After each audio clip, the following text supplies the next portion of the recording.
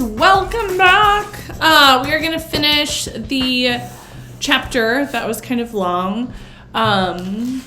So Christopher and Mal and Irian and Nighthand have made it to the island. They've made it to the centaur, who is the only one that knows the secret recipe for the magic potion. And as it turns out, the magic potion is not made automatically and needs some time. So when we left off last time, they were leaving this kind of unfriendly creature in the woods to make the potion in his cauldron. And they were going to have to go and hang out in town as they wait patiently. So let's see what happens in the rest of this chapter. Back in the town, they looked in vain for somewhere to pass the night. There were a few cafes, but they seemed careless, dusty, and joyless places. They spoke to a woman standing at a stall in the corner, her hair pulled back under a scrap of cloth. Why would we have hotels when we don't have visitors? Makes sense. She stared at them suspicious, but I can sell you some food. They bought tomatoes, small round flatbreads, and some kind of dried squid. She offered a bottle of wine, stopped with a screwed rag. Panther wine, I made it myself. It'll burn the thoughts out of your head for a day, night solid. Take your mind off of that wound. Her eyes traveled from Nighthand's arm, which had swollen so badly he'd had to cut the sleeves from his shirt and jacket to his face, which was grayish white. It's okay, Mel. What do you see out there? A squirrel? What do you see out there? It's okay, girly. Nighthand shook his head, then turned to Irian. Unless you want it, I'll keep my thoughts unburned. Thank you for now, she said. They agreed, in the end, to sleep in the boat, taking turns to keep watch through the night. It was not a place to take chances. Minutes passed under the chill, black sky. Stars shone down on the streets, rocking on the water. Mal and Christopher lay side by side. Mal, are you awake? Of course. Mal, have you thought about what it'll be like, the potion, and afterward? She gave him a look that aimed for high scorn, but landed on fear. I don't want to talk about it. Why not? Have you thought about what it'll mean? Yes, he had. He had imagined it over and over. Sometimes he felt a spark of jealousy burn in his chest. You'll know everything. You'll be asked by kings and dragons for your opinion. But have you really imagined? Properly? Hard? Her voice was very small under the night sky. What I'll have to know and see and remember forever? She breathed out a rough-edged, tight little of a breath. I'm scared. Sometimes I think about it and I can't breathe. I've never been so scared in my life. And what if I take the potion and then I'm scared like this for eternity? In her sleep, later, she stirred. Her face, always so vivid and waking, was screwed tight in sleep. One of her wrists was flung out from under the blankets. It was scarred where Gallifin had nibbled and scratched at it. Christopher sat awake for several hours, watching over her, keeping guard. So now we have another break in the page, which is telling me, because I kind of read the next sentence, that time has passed. And of course, we're waiting for time to pass so they can go pick up the potion.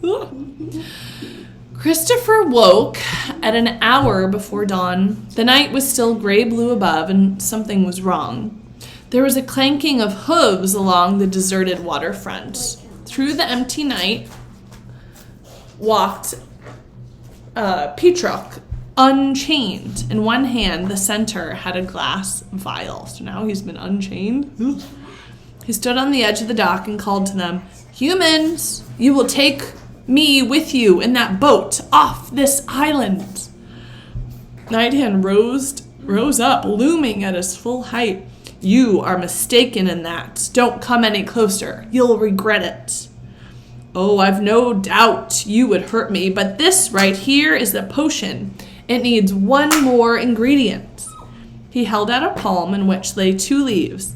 "It's either the heart of a Virium flower or a Farron leaf. You don't know which, but I do. So what's going to happen is this.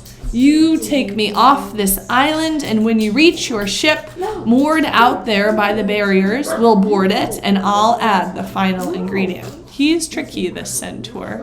Is it his? Yes. Wait, give it to me. No, I didn't. George. It's mine. George, stop lying. You gave it to me. Let me have it. George, you said you gave it to me. No, I'm serious. He did. I'm serious. Okay, so it seems like he's changed his mind. But George made a rule that you can't take back your trades. George, I traded you my Arceus for an Italian. Okay, so you need to give the Arceus back. Then that's unfair because this is only a 200 and that's a 220. George, you traded. Thank you. Irian's gentle voice had a bite to it. How did you unchain yourself? A smile flicked at the corner of the centaur's mouth.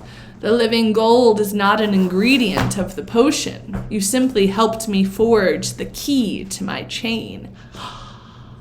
They had no choice. Oh, this is very interesting. So the centaur tricked them into thinking that the living gold was a part of the potion, but it wasn't. That's the only thing he needed to make a key so that he could unchain himself. Tricky. Mal and Christopher pushed themselves against the sides of the boat to make room, and the centaur stood at the front as Irian and Nighthand towed. They reached the boundaries of the island's water, and the centaur stiffened.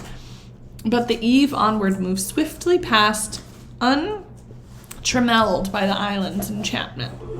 They reached the Shadow Dancer. Ratwin was perched on the prow, and as they came in sight, she let out a cry of pleasure. Then she saw the centaur and called out, "Nighthand, what's this? Why the horseman?" "Move aside, squirrel." Petrok heaved himself, the muscles straining in his great back, up onto the boat. Irian made to follow, Nighthand holding the ever onward steady against the side of the Shadow Dancer. Petrok unstoppered the vial. He added the heart of the verum flower and carefully restopped it, pushing hard with calloused fingers. With what might have been a smile or might have been a grimace, he threw the vial into the water. What a beast! Mal screamed. Nighthand made to leap into the ocean, but standing struck him with a fit of dizziness, and he collapsed against Irian. Christopher dived into the waters. The water was ice cold, unsoftened by the dawn sun. The glass vial tumbled downward, and Christopher kicked desperately after it. He had only one chance. Once it sank down where the water turned black and cold and unreachable, it was gone. The thought clawed at him, and he kicked harder, his muscles screaming with effort. Faster! He shot to the surface, coughing, his throat burning with seawater. Ahead of him, the centaur had hauled the anchor of the Shadow Dancer and taken hold of the tiller. So now he's stealing their boat? Ratwin leapt at Petrok, but Christopher watched in horror as he kicked her aside with one strike of his hind leg.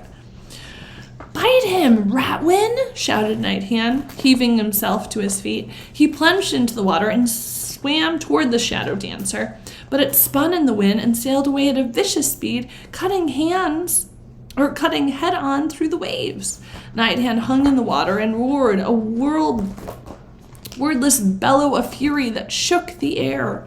But Mal was not looking at the ship or the berserker. "Did you get it?" she cried. Christopher swung out a hand above the waters.